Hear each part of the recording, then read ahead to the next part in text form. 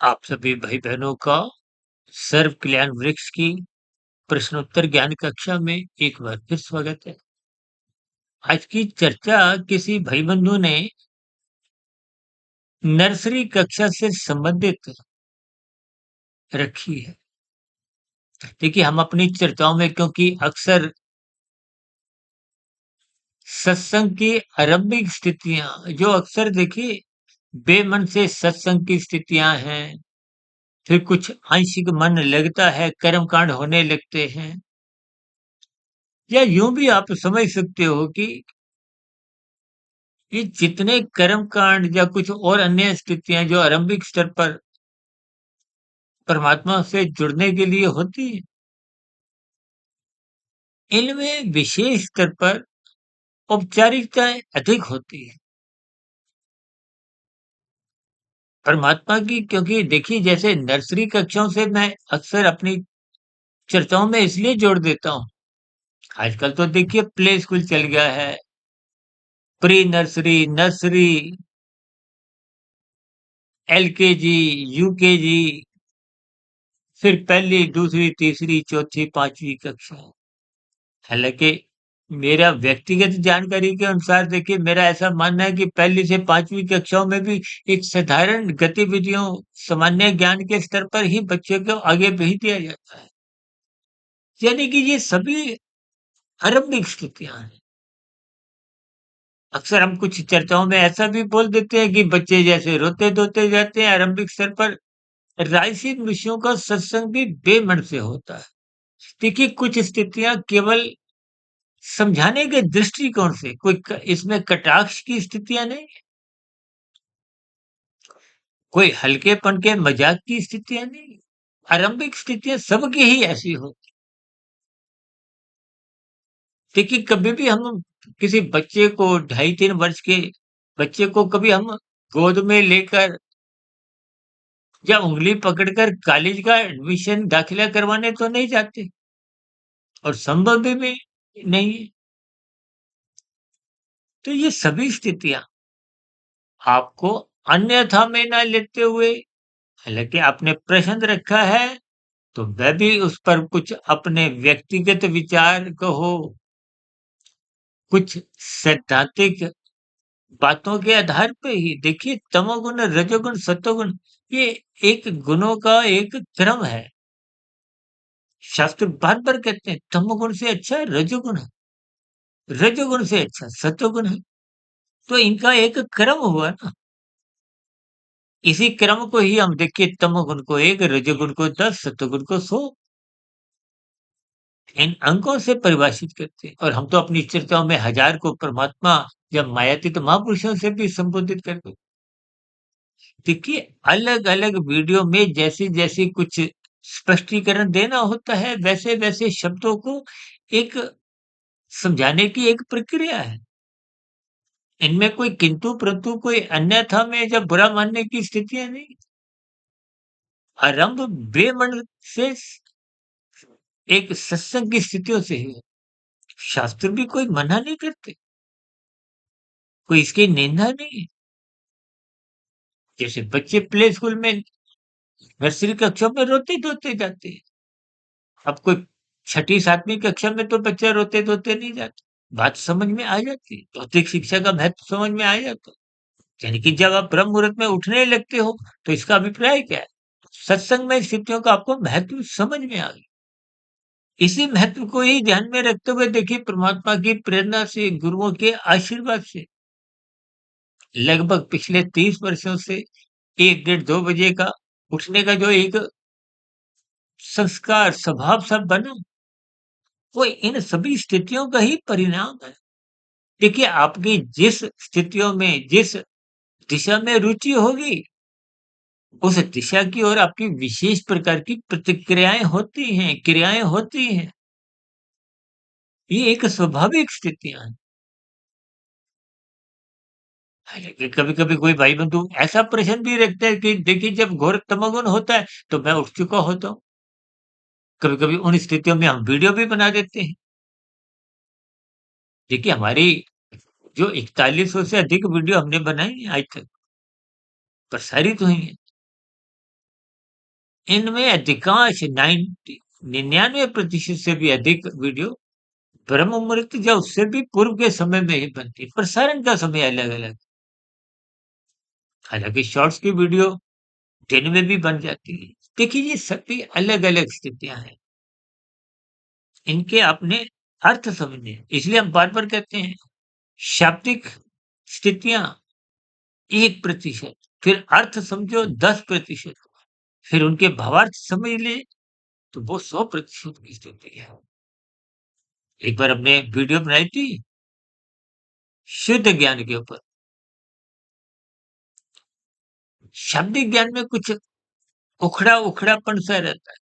जो तो आप और हम देखिए, अक्सर कहते हैं ना, गीता घर पे रखी हुई है।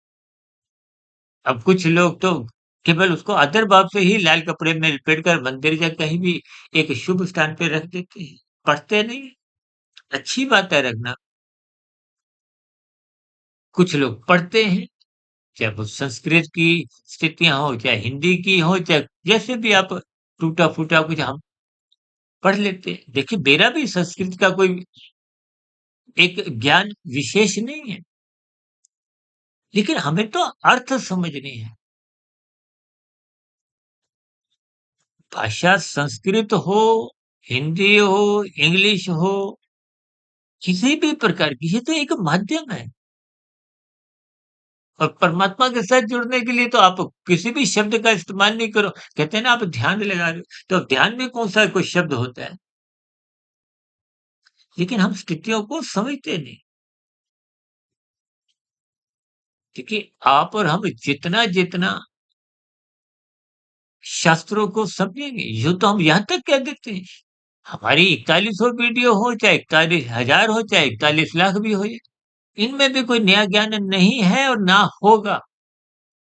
शास्त्रों में भी देखिए, जो वेदों का ज्ञान है उसका ही सरलीकरण मायातीत महापुरुषों द्वारा उपनिषदों में किया है, परमात्मा की प्रेरणा से। और परमात्मा एक सत्ता है, कोई 10 20 50 100 1000 नहीं है। उस निर्गुण निराकार ब्रह्म सत्ता के वजूदगी के कारण ही, या यूं को ब्रह्म शक्ति के कारण ही, ये जो माया है, जो जड़ है, ये तमोगुण रजोगुण सतोगुण, ये जड़ स्थितियां हैं। जैसे आपके हमारे घरों में जड़ उपकरण है ना। अब उन उपकरणों का स्वभाव है, गीजर में बिजली का प्रवाह जाने से वो पानी गर्म देता है, फ्रिज में बिजली का प्रवाह जाएगा तो पानी ठंडा कर देता है। ये उपकरण का स्वभाव है, ऊर्जा अलग-अलग नहीं है। परमात्मा की सत्ता, देखिए, कोई हत्या कर रहा है, उसमें भी जो क्रियाएँ हैं, उसमें भी आत्मा परमात्मा की शक्ति मौजूद है। क्योंकि कर्मफल सिद्धांत की स्थितियाँ हैं, कर्मफल सिद्धांत के अनुसार जैसी-जैसी आप स्थितियाँ करते हो, शास्त्र तो मूलभूत रूप से क्या कहते हैं? ये करो, ये मत करो, और कोई तीसरी बात ही नहीं। इन स्थितियों को आप और हम मरते दम तक समझ नहीं पाते।